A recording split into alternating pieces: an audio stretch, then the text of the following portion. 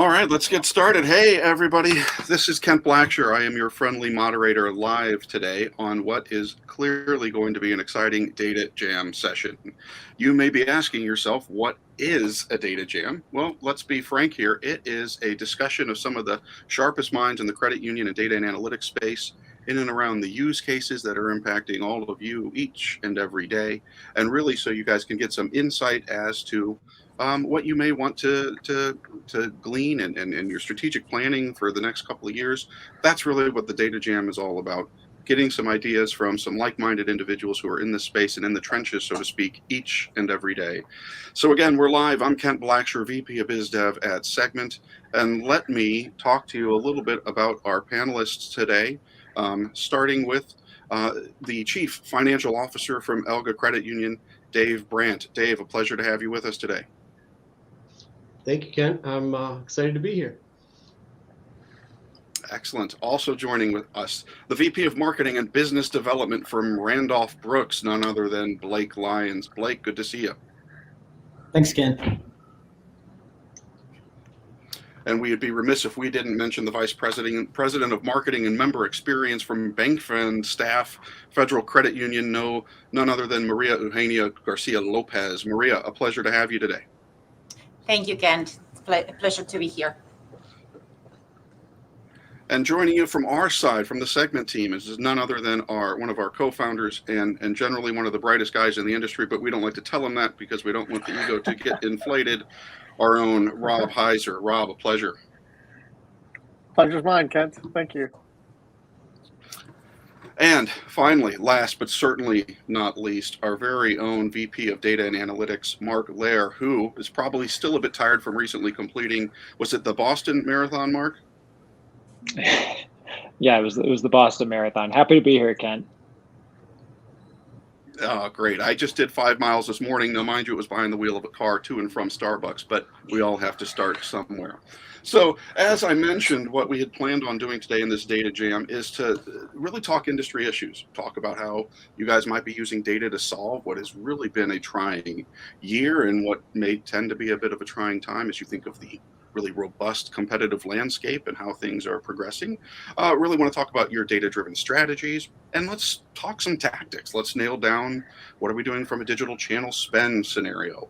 What are you guys doing for some really significant issues like combating attrition, which we know is paramount right now with the changing landscape. And then ultimately, just from a competitive standpoint, what are you doing to kind of blunt the competitive trends in the industry and ways you are creatively leveraging data to get around that? So with that being said, let's go ahead and jump in, if you don't mind. Maria, I'm going to pick on you virtually to get us started and really want to talk about the way we think about optimizing really member engagement in light of, well, how the industry is trending right now. We're hearing from analysts, Alent being one of them, they're predicting that financial institutions are really going to have to continue to improve their infrastructure. They're looking to have to make changes to the way they engage with their members, right? So how are you planning to enhance what we will generally call customer or member engagement strategies going into 2022? Thank you, Kent. I will be happy to share several initiatives that we have planned for 2022. And that's why when we, one of our goals for this year was to really have the predictive analytics platform in place. And I'll tell you a little bit why. The first thing is the global rewards. We are launching on January 1st, a new, very powerful member engagement, but also cross-selling tool, which is a global rewards program. It's a total relationship rewards program that seeks to reward members, not only depositors, but also borrowers. And that's one of the tools that we strongly believe, we're extremely excited, and we strongly believe that that will drive engagement. Another initiative is we are implementing with Segmint their attrition model. We serve a closed community, and we believe that we need to keep making efforts towards acquiring new members, but also really identifying proactively those relationships that are deteriorating before it's too late. So we're looking forward to have that in place early next year and really come up with a marketing plan in terms of, outreach marketing campaigns. The other thing is, based on how our members' behavior changed during the pandemic, we are constantly receiving feedback, and we are adapting the way we're doing business and the way we're interacting with our members. So another example is video appointments. We're working with one of our vendors to really launch video appointments. We've been offering since the onset of the pandemic, telephone appointments, walk-ins, and even appointments in person. But right now, we want to take it, we have members overseas, so we want to make sure that we have better interactions. And so we really think that video appointments will be a great tool to have. Excellent. I appreciate that. That's awesome. I love hearing the juxtaposition of using some of the new platforms, talking about video appointments. And I'm curious, and we'll talk about it probably a little bit later, how you think that may develop, kind of as we think maybe post-pandemic or endemic, if you think that's going to be a trend that continually gets to adopt, or do you think people go back to their native kind of approach? But would love to hear from Blake and Dave in and around this same thing. How do you see the engagement roadmap leading into next year as it pertains to your particular institutions? Yeah, Kent, I think if I could use one word to describe kind of how this is all going to come together, it's a very fitting word of convergence. It's convergence of I think, several factors and fields that are in our enterprise that are going to set us up for success and better engagement with our membership. So what are those areas, right? Well, first, I think it's the voice of the member. And so however your credit union's doing this, whether it's surveys, mining social media comments, things like that, getting the voice of the member and identifying trends within their feedback. So that can really be leveraged towards, where are the pain points and processes that we have? What are they asking for from a, R&D standpoint? And then from there, I think too, the second kind of field where that needs this convergence in is data management. And so we have at our disposal all these disparate systems, and all these systems have different types of information inside of them. So can you develop a single platform, i.e. like a data warehouse, that you can house all of that disparate information in? That's going to give you really a whole kind of 360 view of your membership. And then you're able to take that standardized disparate data and feed programs and systems like predictive analytics. The third part of this that I want to touch on is embracing UX and UI, embracing that philosophy of identifying that. Does it work? The old mentality of does it work, yes or no? Right. We can't live by that standard anymore. We have to look at everything throughout all of our processes and look at how we can continue to refine those. And I think the convergence of those areas leads to a process improvement mentality that will continue to maintain relevancy for us as an industry.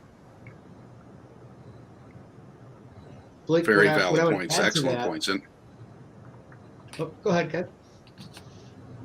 Oh no, you're good, Dave. I was just agreeing. Please jump in. Yeah, that convergence means so much to me because I keep looking. I hear there's a data lake somewhere, and I see a bunch of ponds, and the trails between them are kind of there. But boy, if we could get that in the lake, it would make a lot of things better.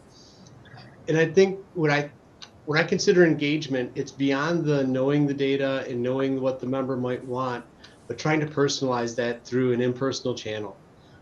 I used to be able to look at someone's keychain and know that they had a dog at home because there was a picture of it when they stood at my teller window. My teller transactions are down 15, 20%, but my online interactions are up 50%. So I somehow have to know that the KLI for going to the local pet store matched together with a membership at a dog park gets me a dog, and then deliver that message as a personalization through what's in your hand. And those are the things that we really hope to start being able to do a better job with data. You nailed it, right? It's taking an impersonal channel and trying to make it personal. Mark, I'd like your take here too, right? As someone who's constantly looking at the data in and around this, and collectively, I mean, we're talking to individuals that are dealing with this on the front line, but what are we seeing from an industry standpoint as it pertains to this? Looking at 2022 and beyond, I should say. What do you think the engagement play is going to look like?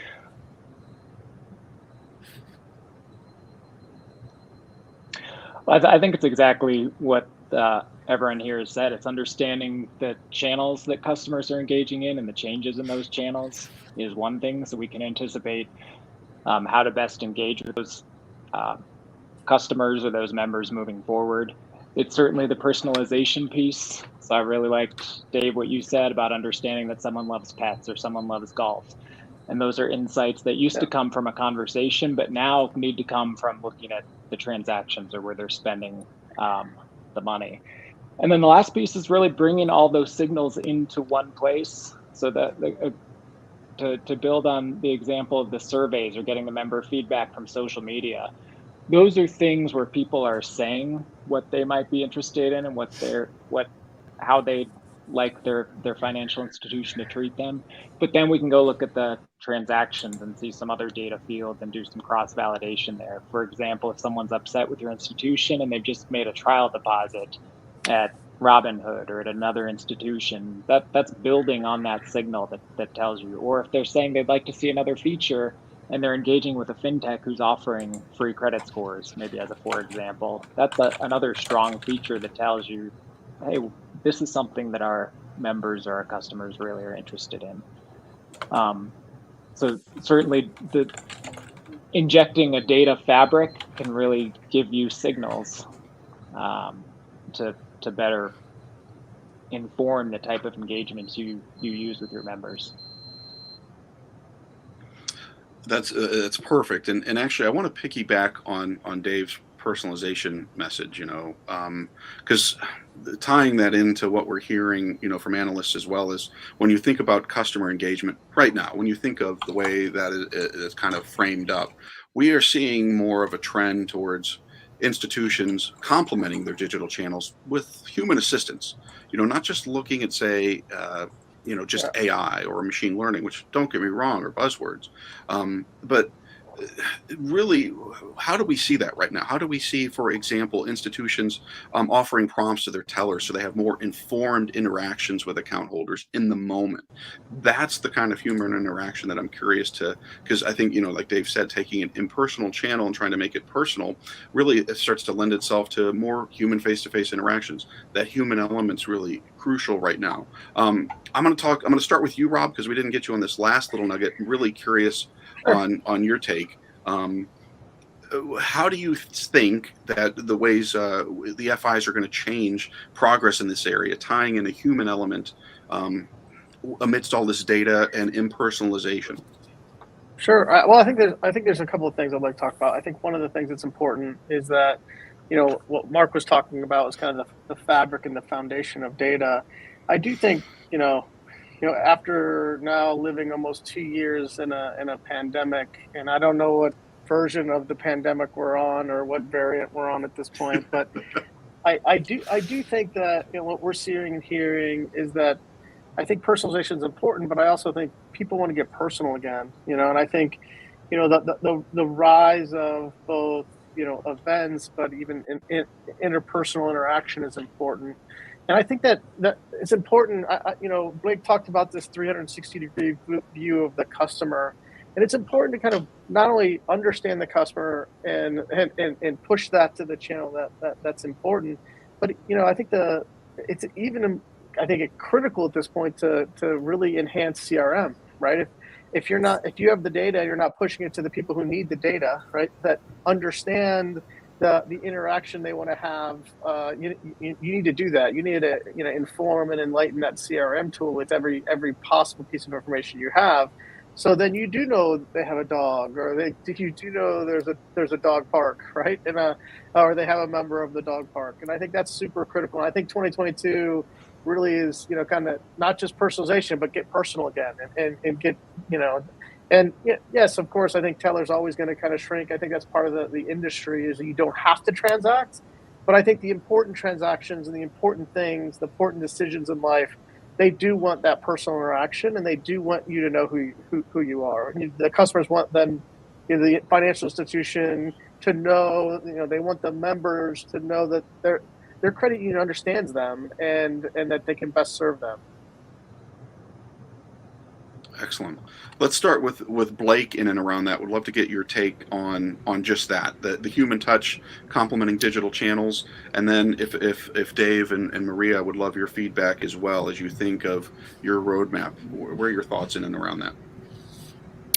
Sure. Yeah. Thanks, Kent. When I think about personal touch, it's funny how maybe something that I thought might have been, kind of trivial, several years ago, might have a really big impact today as people are walking back into like brick and mortar or calling, into a call center. And, something as simple as having the employee be prompted to tell the member, hey, I see you're celebrating your 1-year anniversary with the credit union or 5-year anniversary with the credit union.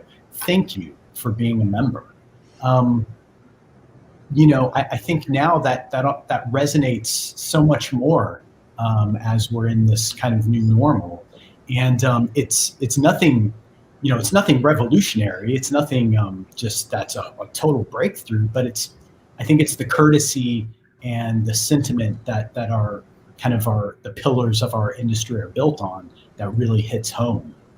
When looking at personalizing in these non-personal channels, using tools to understand, hey, with, like predictive analytics, knowing that people have these interests and how can we communicate to them based on their interest. So, if I am a coffee drinker, have you set up card on file with your favorite, coffee app, things like that. And, how can we talk about the security and how that experience can be much more easy and rewarding if you do something like that.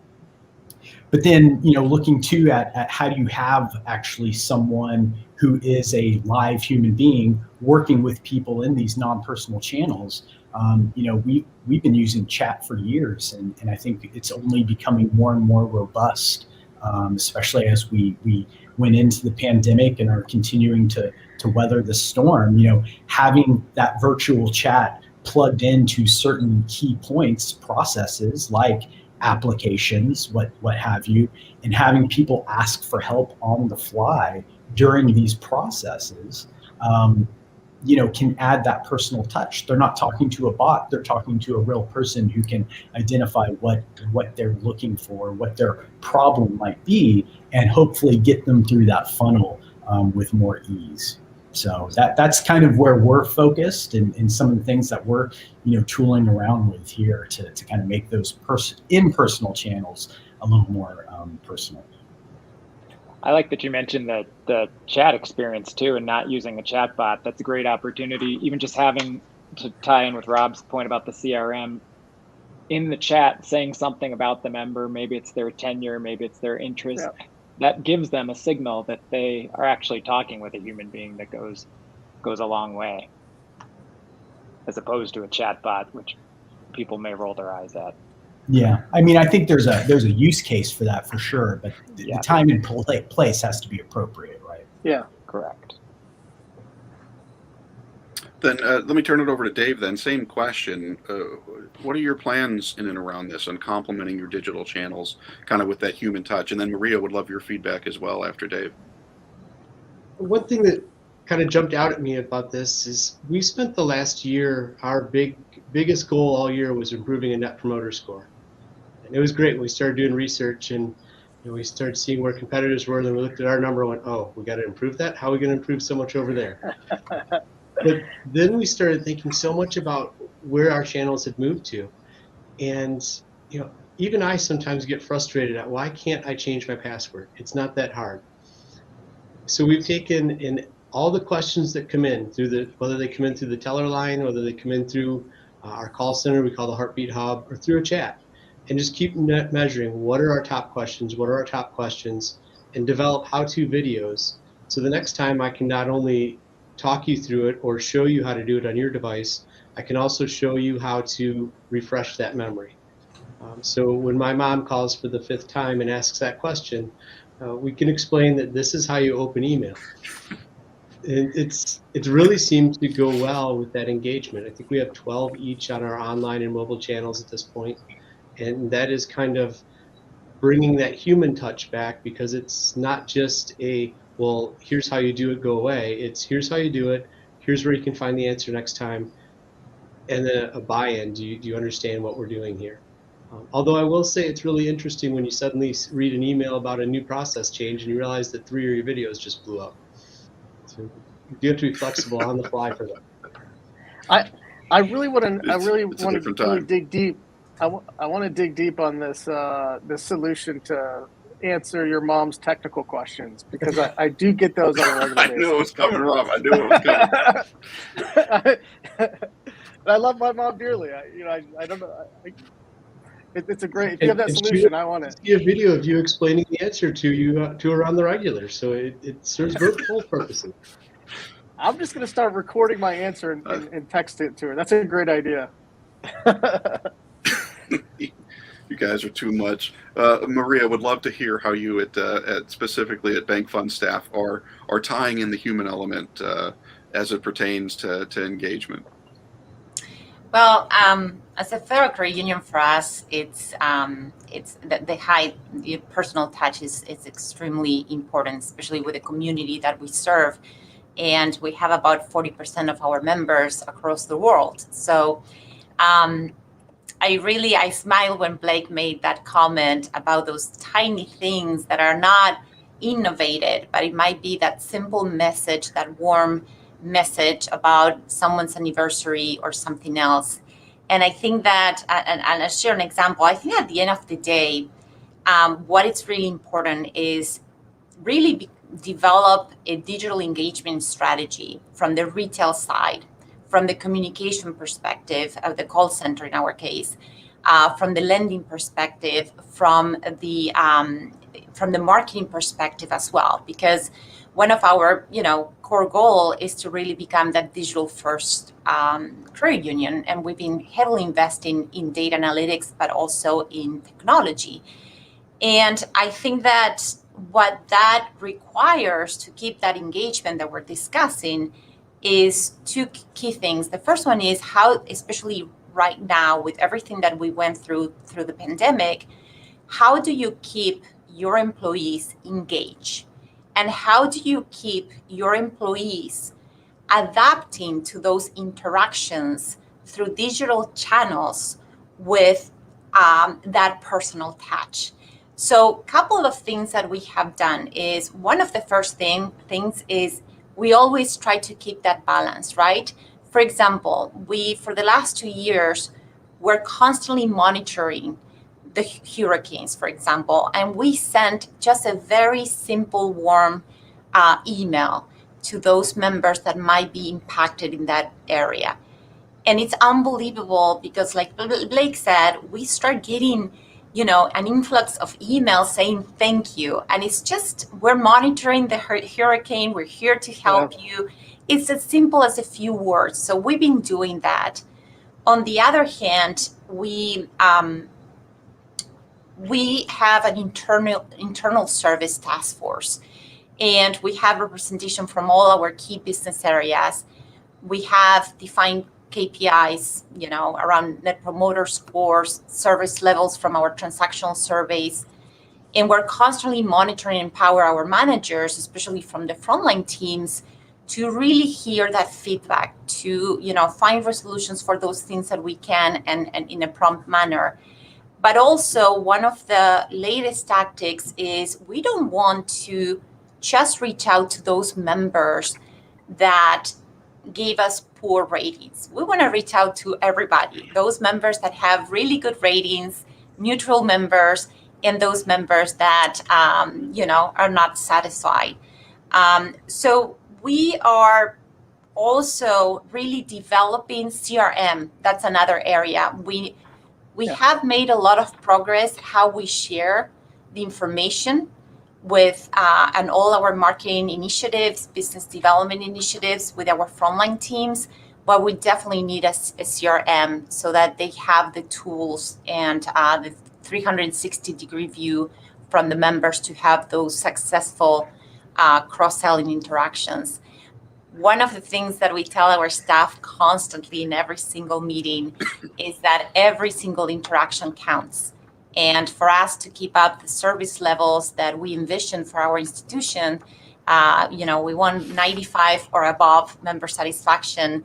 We need to make sure that we have a wow service experience in every interaction. It takes every single, member interaction again. So, those are some of the focuses and initiatives that we have underway. I like that. I like that you mentioned your. Go ahead, Mark. You're good. Sorry, Ken.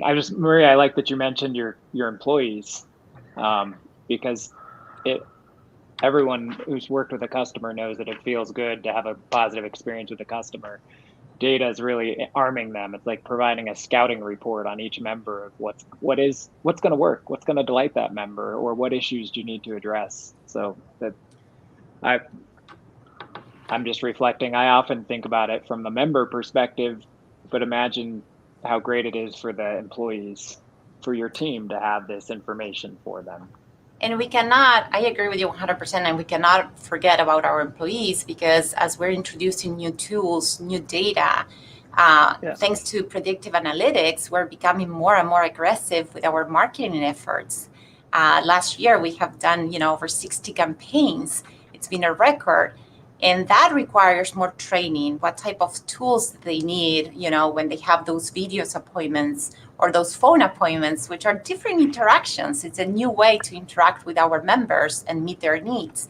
So I think that, again, if our employees are not engaged, if our employees don't feel confident having those interactions, having the right tools in front of them, then we're not going to be able to improve or drive the type of engagement levels that we want from our members. I also like the fact that you talk about not just the members who are upset, right? but serving everyone, with the best quality service and doing that across the member base. I think that's great, and leveraging data to do that is obviously critical. And it sounds like you did that. You said you ran 60 campaigns last year. That's phenomenal. Congratulations. Thank you. And I'm sure with great results, right? And both on a satisfaction, but also on a growth for the credit union perspective. Yes, it is a team effort, and we did, and we are. One of the things that we're extremely excited is, again, the predictive analytics platform with Segmint. What we envision is how can we not only analyze the data more efficiently, but how can we, I shared this when we went through the implementation, which we completed this year, and we launched Segmint in June of this year. And I said, I want my team to move faster. And that's an area where we need to improve. How can we analyze, identify an opportunity, and move from that data analysis into an action plan?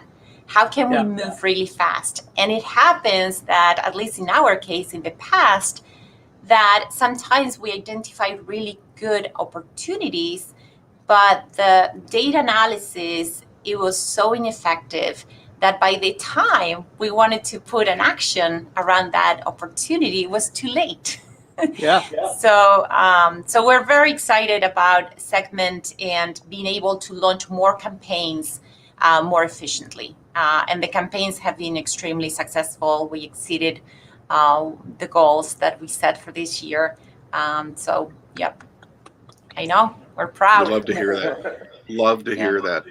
And that's actually a perfect segue. I'd love to transition a little bit to get the brain power of this group in and around some tactics now. Would love to know a little bit more. I mean, we've talked a lot about disruption, right? We've talked about pandemic, we've talked about personalization, but I really want to get into some specific, I don't know, use cases or scenarios. So I'm going to flip it to Dave, because you and I had a discussion about this recently, and I'd love you to share a little bit about the way you're handling this at Elga. Specifically, we were talking about inflation, which is now greater than mortgage rates, right?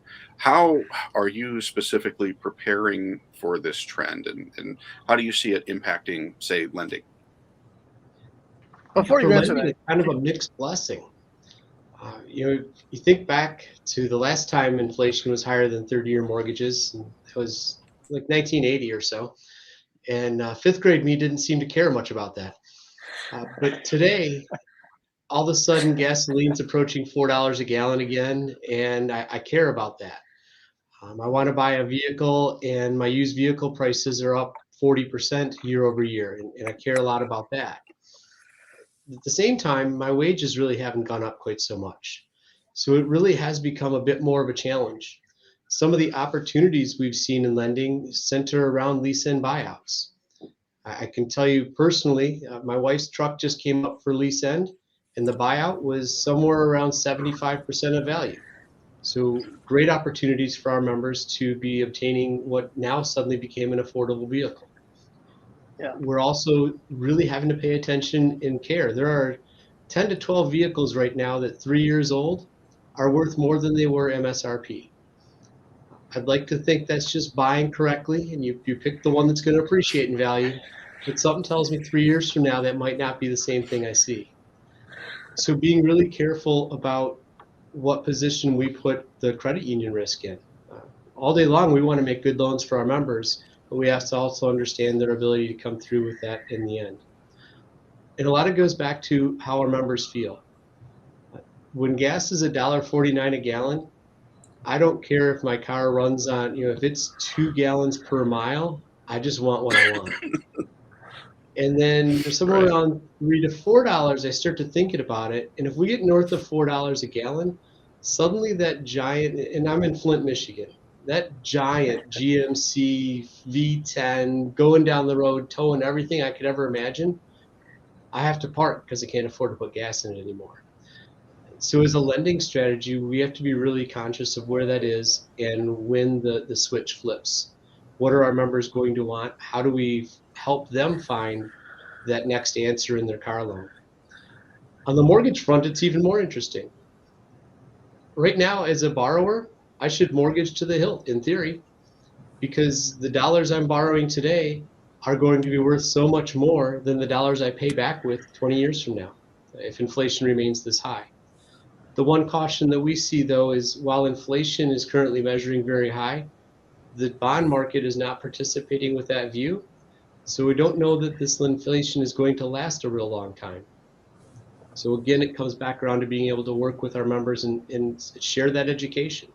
It might be a great time to buy this house, but please don't expect it to be worth $10,000 more by the time we get done closing. It's probably not the likely case. After that, it becomes balance sheet management, and no one really wants to talk about that except for maybe me. So I'd love to hear what the next topic is there. well, there's a couple of interesting things. I mean, obviously, you talked about Ken brought up inflation, greater than mortgage. When's the last time, maybe in U.S. history, that a depreciating asset class is now appreciating? Right, like. That's Right. it's probably been, especially at the just because of the supply shortages. But you make a great point. You're in Flint, Michigan. The trickle down of a $4 in gas is not just the car manufacturers, but you think about all the kind of the next generation. The Door Dashers, the Uber drivers. At what point does it not make sense to drive that income for your family and do something different? And so it's definitely an interesting time. With a lot of decision makers, but that inflation versus mortgage rates seems like a great time to buy a home, right? It does. It is crazy, and I'm speaking from experience now, as I'm trying not to have traumatic flashbacks. So someone had to buy 2 vehicles in the past year, and then my college-age son, his college get-around car, literally just died last week. So I was in the momentarily excited position of getting rid of what we'll call a deceased car for a ridiculous price that you never thought. But now I'm in the unenviable realm of trying to find a replacement vehicle for him that's not outrageously priced. But I want to turn that same type of accuracy over to Blake when we're talking specifically around this, because we all know, as we're kind of talking about supply chain and what's been going on with the pandemic and all of this, new vehicle production clearly is a nightmare, and we understand the supply chain issues. But Blake, specifically, I know you've had some activity here. Credit unions who are relying on that steady stream of auto lending are clearly struggling. How have you kind of pivoted that? I'd love for viewers to get a feel for what you've been doing at Randolph Brooks, because I think that might be really beneficial to them. Right. Thanks, Ken. I think, off the top, auto lending is probably one of our tent poles, right? It's something that we actively, spend time, energy, and, a significant advertising marketing budget on. And so I think what happened was, as a direct lender, we try to keep things simple. And so, whether you're buying new or used or refinancing, it's the same rates at the same terms. There's no difference between new versus, refinance versus used. So we try to keep it as simple as possible. But if I could harken back to the onset of the pandemic, which is this weird paradox, right? I don't know if you guys experience this either, but some days it feels like it was yesterday, and then other days it feels like dog years, like it was 5 years ago. 100%. And so, yeah, it's crazy to reflect on it. But when the pandemic hit, I mean, I think we have to consider that we experienced something that was historical, in the sense that life was changing around the globe for everyone on a daily basis as more information became available. And so I can recall back when things like lockdowns started happening, essential businesses were the only ones, allowed to be open, things like that. We were able to pivot very quickly from kind of some of our bread and butter messaging, which is, buying a new vehicle, here's a great low rate, to maximizing a refinance opportunity. Being down with our membership primarily in Texas, there's a lack of mass transit in our infrastructure. Most people have 1 to 4 vehicles sitting in their driveway. So there's something right there that you could start saving money on a monthly basis. And the reason we switched that refinance message and that save message was because people were scared. They didn't know if they were going to have a job when they woke up the next day. And this was during that very turbulent time of when these lockdowns were in place. And we were still trying to get our arms around the pandemic. And so we were able to pivot very quickly to that. It's all stuff they could execute from home. And so we definitely pivoted all of our messaging to start leaning that way. And we thought it would kind of come to the end as maybe the pandemic came to an end. And granted, we're not at the end of the pandemic, but we're in a manageable spot. But we've kept the campaign going for refinance because, like you said, there's not a lot of inventory for new vehicles. So it definitely evolved into a campaign that was maybe supposed to be short-term into a much longer-term initiative.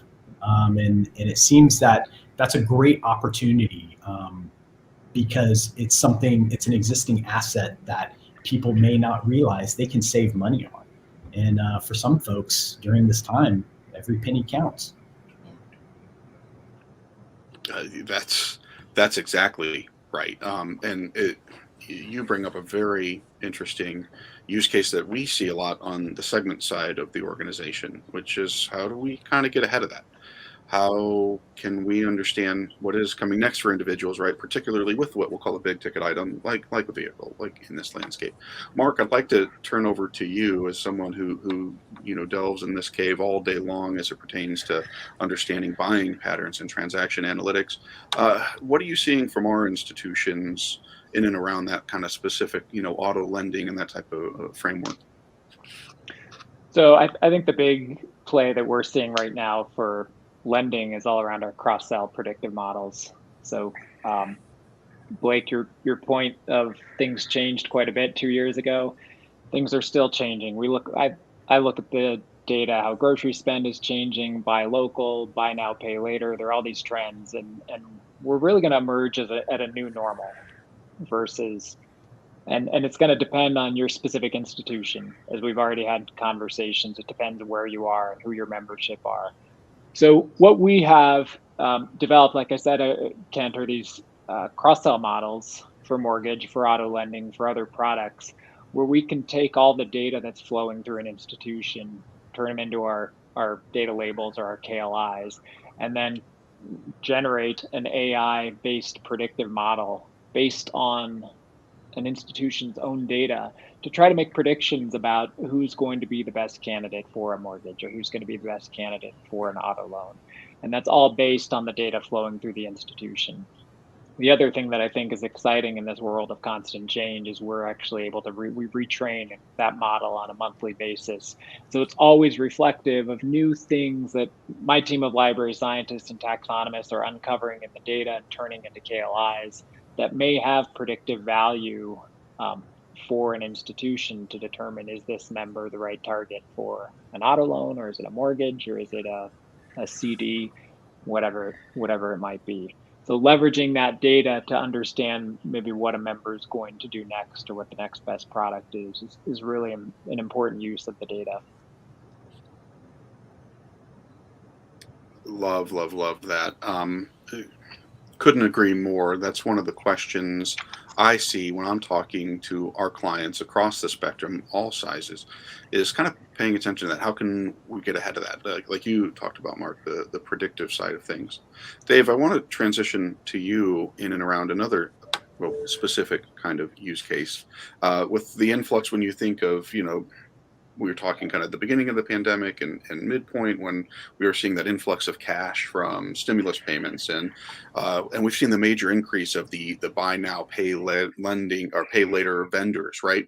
Are you struggling? Would you say you're struggling to kind of balance your deposits and lending ratios? And what kind of advice would you give those who are viewing, who are in a similar boat? Yeah, honestly, Ken, we are definitely struggling a little bit. Traditionally, Elga Credit Union was always well over 100% lent out. That was the big joke at every exam was, well, what'd you bump the policy limit to this year? And at 82, 83%, it's an uncomfortable territory for us. But I really look at this as being a great opportunity. We didn't get an influx of deposits because every institution got X dollars per member. We got a great influx of deposits because our members view us as I know primary financial institution is supposed to be a thing of the past, but we clearly have their transaction account where their tax refund was going. So that gave us a great opportunity to look and see who are the people that trust us the most.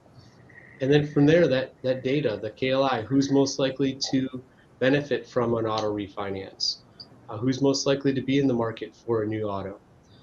Those things are something that we work hard on every day. I know a lot of my peers didn't pivot quite so quickly when everybody was shut down and working from home. But our lenders did a great job. They picked up the phone and just started calling people. And our loan production in 2020 was higher than 19, and 21 has been higher than 20. Some of it helps with those vehicles coming up being worth twice as much. But honestly, it's knowing that we have that trust from the members. We can circle that back with our associates and show them this is how much your members trust you. The credit union down the street grew 20%, you grew 35% because these folks believe in you. and it's really helped us to continue growing loans. Now, we're going to have the same challenge that everyone has, is there's less loans to make overall. But I feel like by personalizing that experience and using the data, using the KLI groups that Segmint provides us, we can focus those activities for having greater results than we did in the past. I love it. I love to hear that. I'm going to shift gears a little bit because I know we have about 15 minutes left, and I really want to get the panel's take on really what's been a crazy competitive landscape, pandemic aside, right? I mean, it used to be, and I talk about this frequently, it used to be when you turned on, say, a football game or a sporting event, you saw commercials for, I don't know, alcohol or some retail giant. And now it seems like we're inundated with competitors that didn't exist 2, 3, 4 years ago, right? We're talking about a massive shift in the competitive landscape. So I'll start with you, Maria. Would love your take, and Blake and Dave as well. Would love, as we kind of shift gears here, what are you thinking about from a share wallet standpoint? How are you pinpointing your competitors, and what are you thinking about that risk of attrition that's really permeates all of this, right? Because that's what it all boils down to. Isn't just maybe competitive blunting, but really trying to mitigate that risk that's prevalent of your member base with, again, threats that weren't necessarily around in some cases even a couple of years ago. Maria, let's start with you. Would love your thoughts in and around this. Yes, of course. Well, we monitor, imagine as my peers, the share of wallet constantly on a regular basis. And it's one of our key KPIs. And I think that there are several things that are very important to our institution. The first thing is that with predictive analytics and all the data, off-book data that we are constantly analyzing, we're really trying to identify what type of off-book relationship our members have versus the on-book relationship with us. We have very clear goals in terms of where we want to go, and that's one of the reasons why we have designed these total relationship rewards programs, because what we have found out is that there's a great opportunity, especially with young members, millennials and Z, for example, and they are very profitable with our competition. So a couple of things that we do, I think that it's all about data analytics. I mean, you have to be very, very proactive. You have to understand the trends, how our members' off-book relationship changes. I think, again, the attrition model, this is something new for us. And I think that we need to be very proactive, and we need to make sure that we understand why those relationships are deteriorating and what type of initiative tactics are we going to implement to be successful and engage those relationships again and avoid them from closing those relationships with the credit union. I think that I really think that with predictive analytics, one of the things that we even did this year is we are really leveraging the data. We are validating those targets, and we are increasing the number of pre-screen target campaigns that we're launching per year. But the reason we're seeing even better results with all these pre-screen campaigns that we organize with with one of the credit bureaus is that we are leveraging our really one-to-one channels that we're using with predictive analytics. And we have seen really higher levels, higher results, and more participation than before. So I think that bottom line is really analyze the data, validate the data from all the sources that you have, not just credit bureau data, which is limited to your membership base that has active relationships with you. But again, rely more on those predictive analytics and KLIs. I think it's sharing the share of wallet concept with your frontline team as well, with the tellers, with the MSRs. The net promoter scores and the share of wallet concepts is something that you discuss constantly with your teams, within management teams, but it's not a very easy concept to follow when you're in a teller position or MSR. And that's something that we committed ourselves to have those conversations and really highlight how important it is for our employees, everybody, to understand the share of wallet. So that's something that we also incorporate this year, is to share those reports and share with them our off-book versus our on-book portfolio, so they get that engagement and that excitement, and they understand why we're doing so many initiatives towards improving the share of wallet. Perfect. I love to hear not just the fact that you're using the data, but you really talked about validating it, which I think is crucial. Going to turn that over to Blake now, and then Dave would love feedback in and around this. And go ahead, Rob. But want to hear some feedback from them on the competitive landscape as well. Yeah, I just wanted to say what's great about what Maria is doing is it's not just third-party data from the credit bureaus, but really leveraging the transaction and first-party data and validating that against each other. I think that it gives you, and then focusing your effort, of who you're going after, and that correlation and mix of what you're doing to provide better result sets out of your campaigns. I think that's fantastic. And if I may add, I think that we all know very well our members. And, Blake said something about keeping things simple, right? You know what incentives will drive that engagement from your members. And sometimes, exactly, in our case, like everybody else, competitor rates, especially mortgages and auto loans and personal loans. But what additional incentives can you offer that would allow that member to really bring that business with you? And sometimes are green discounts, right? For green discounts on auto loans for those green cars that members might consider, or whatever it is. But I think that it's always being creative and adding additional discounts, additional benefits that will make that transaction easier and faster. Makes sense. Blake, competitive landscape and risk of attrition, share of wallet. How are you looking to tackle that in 22? Yeah, it's interesting, Kent. I know, loaded question. I know. I think all of us who have, like a branch network, that traditional brick and mortar footprint, we may be tied to an FOM that is geographically based. We look in the backyard, we look down the street to see who else has brick and mortar. And of course, I would now even extend that, in the last 10, 15 years to that being a virtual backyard. Who else is here, a la, Ally Bank or some entity like that. So obviously we look at that, and I think we try to figure out, are they or are they not a competitor? And what's powerful about a tool like predictive analytics is that I can now validate that, right? So I can remember many years ago, us wanting to look at, hey, can we provide a member better value? Can we recapture a loan from a higher rate competitor and save that member money?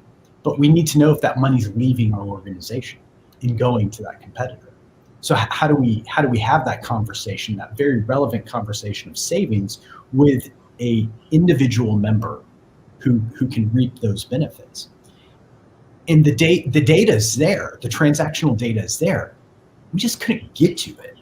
So I think that speaks to kind of the power of a tool, in continuing to grow your organization's arsenal of tools that allow you to quickly access information to make near real-time decisions, to have near real-time insights.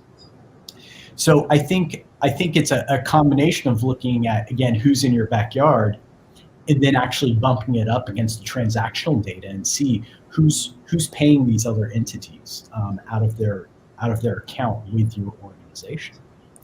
But if I could kind of, I guess, get philosophical for a minute, if y'all will humor me, I look at competition in a very different light. We talk about startups, disruptors, things like that.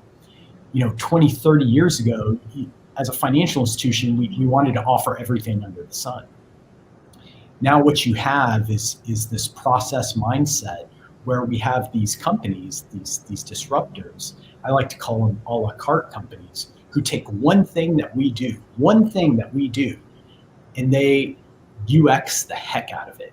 And they make it so easy for a consumer to do business with them that it's kind of hard to walk away. And so that's kind of where we look at the competition too, in the sense that, we have all of these a la carte companies trying to, pick us apart. And I think what we have to do to fight attrition is, as I said at the top of the meeting, have a process improvement mindset, embrace UX and UI philosophy, and make sure that we have a voice of the member and that we're listening and reacting accordingly. That's perfect. I agree with you, Blake. I couldn't agree more, particularly. Yeah. Go ahead, Mark. Sorry, I agree 100%. We see, my team identifies all these new fintechs all the time with crazy names like Dave.com.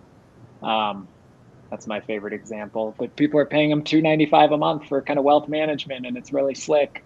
And all these fintechs, they want to get the data that you have. That's part of kind of their internal value proposition, what they want. But you've already got the data. It's a matter of you've got the member, you've got the data. Focus on the UX and the UI, and you can do the very same thing so that those members never leave. But it is an endless catalog of different merchants that we see pop up in the data. Dave, is that your startup, Dave.com? I really wish it was, but unfortunately, no one pays me $295 a month for anything. But I do have a real quick story about this, the idea of identifying your competitors. And sometimes your competitors really aren't that fierce, but they can give you something that you can give back to your member. So we did a card study with the help of Segmint and identified what cards were being used in our membership. Now, when my lenders look at a credit report, they recognize, there's a Target card, there's a Lowe's card, and they'll try to pick those loans up or consolidate those debts. But looking at it at the macro level was so eye-opening. We are a low-income designated CDFI, and one of the top cards used in our membership is the Macy's card. Not the store I would have ever guessed that I'm going to see a bunch of. So not only do I know that I can efficiently run a campaign to capture some balance there, because the Macy's card is going to be at 25-30% APR, but I also have something I can turn back around and make sure that I can give that as an incentive. Geez, your reward points can be used to turn in and get a Macy's gift card. Wouldn't that be wonderful? So we've got a set group of people there that we can grow that share of wallet, not because we're the better price, but because we're the better relationship and we happen to have a better price. That goes right there with that UX that Blake's talking about.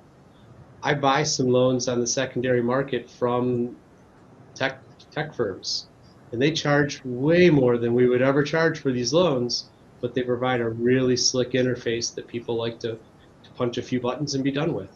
So we have to develop that interface. But I think it comes back to people pay for convenience, right? And I think giving you and giving everyone access to data to help serve the customer and make it easy for them to do something.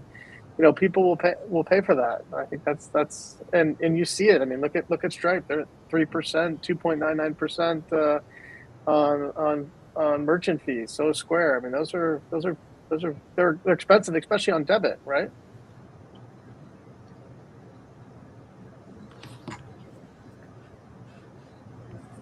Yeah, 100%. You're exactly right. Hey, we're going to do a quick lightning round before we let you all go at the top of the hour, as promised. So I'll pick and choose, and we'll start with you, Maria, 30 seconds or so, and we'll give everybody the same time. Where do you see the credit union innovations coming in the next year or so? What do you think is next on the landscape? And your time starts right now.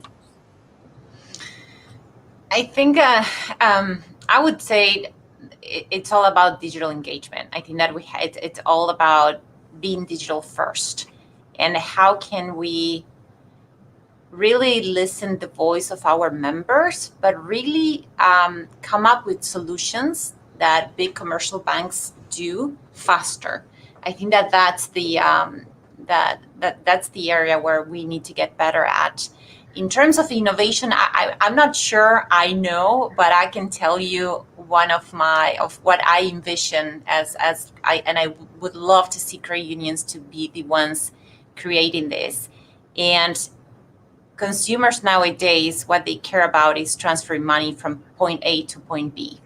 And we're driving consumers crazy with so many different payment options. Call it external transfer, pop money, Zelle, you name it. Why cannot, I would love for us to come as an industry with the right platform that as member enters the information for that simple transfer from point A from point B, then back office, we as credit unions decide what's the route, right? Is it an ACH? Is it a Zelle? Is it et cetera? So that's something that I wish we are innovated and we lead that. Maybe it already exists and I'm not aware of, but I really hope that that's something that we improve. And also we need to move ahead with data analytics. We need to catch up and make sure that we get better at analyzing data and not based on past historical trends, but really predictive analytics. That's perfect. I love it. Blake, same question if you're still good for a minute.